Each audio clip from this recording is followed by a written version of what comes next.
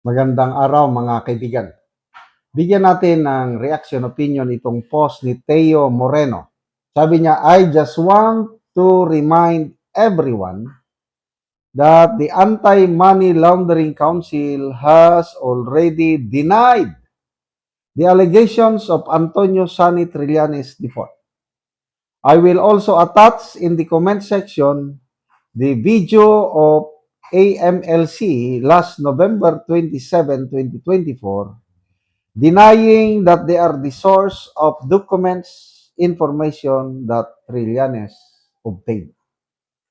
Sa ngayon, nakasalang si Trillanes sa Kamara at yun ang binubulgar niya, sinisiwalat yung dati pa.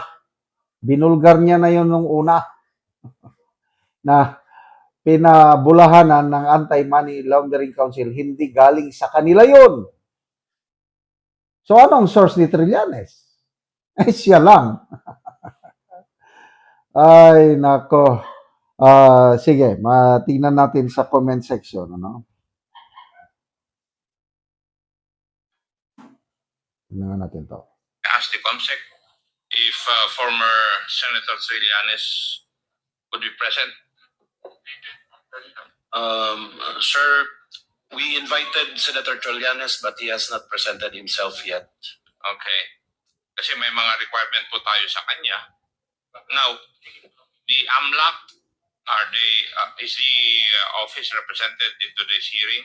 Yes, sir. He is, AMLAC is represented, sir. Yeah. May I know where the representative of AMLC is located? AMLAC? Can you please take the seat right in front of us, Attorney Arpon, sir? Attorney Arpon?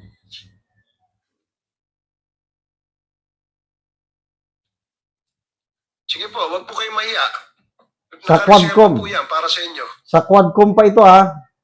Kaya buhay pa si Congressman Akop. Quadcom. Yan, ang AMLAC.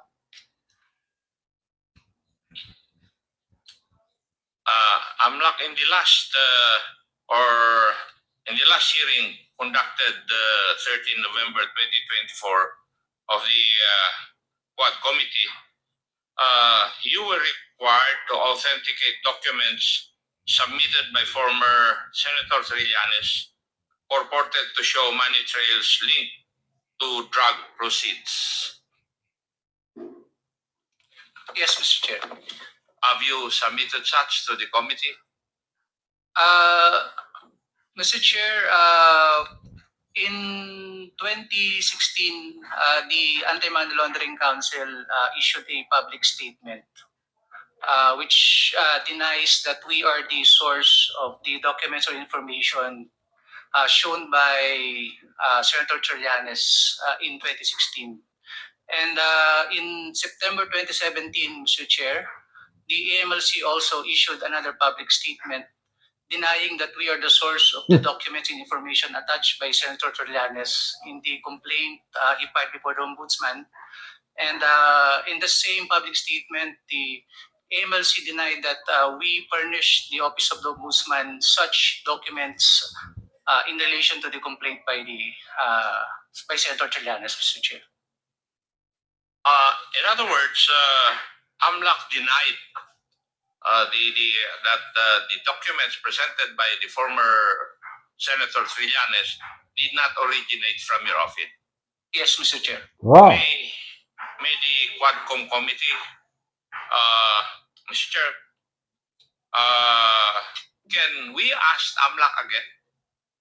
Since this has come out already in the open, in the committee hearings of this committee, can the AMLAC conduct an investigation proper insofar as the allegations of the former senator are concerned?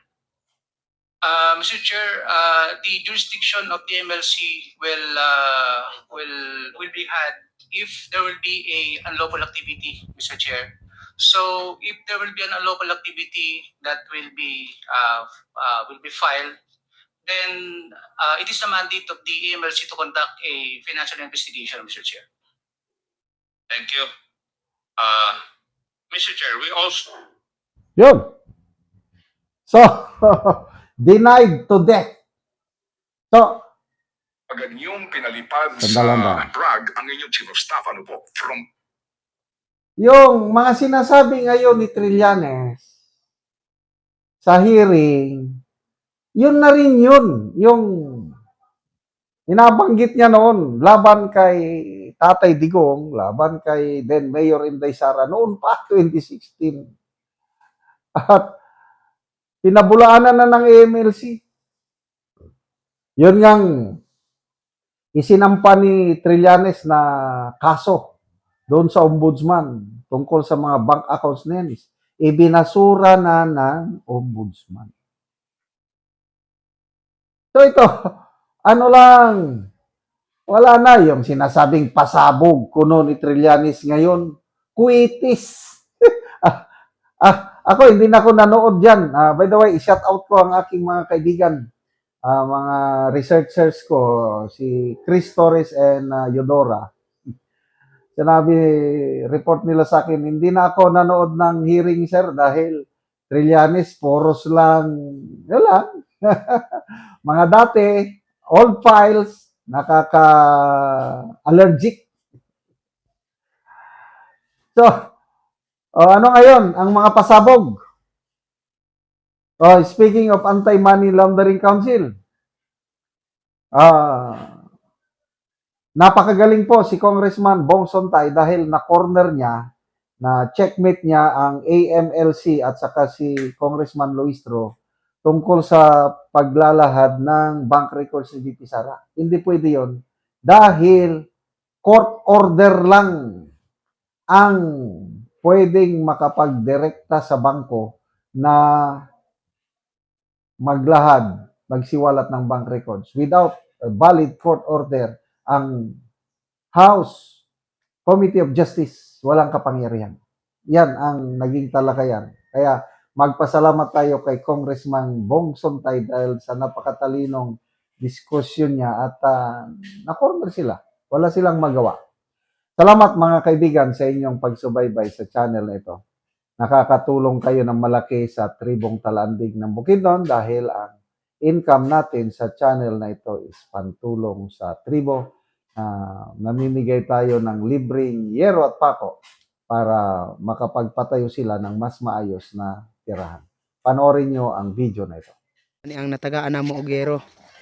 So mag-atop na ni siya karon. Anong atop? Kay ulan wa gyud among masilungan. Trapal lang. Muna ni ang atop. So muna ni ang atop sa tagaan na mo gero. Silupin lang nga naay mga tubig. Oh, duha na gid kasapa. Trapal. Tanawa ang busog nga trapal. Ang sulod okay ra kay na kuan na naman mi. Tag-agas. Kayong nag-agas. Good ang tubig yun.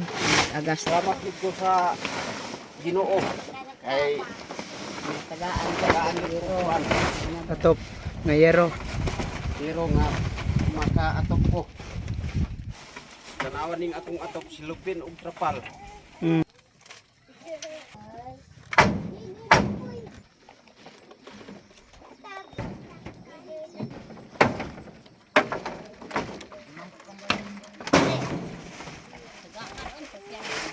Ano yan na ato?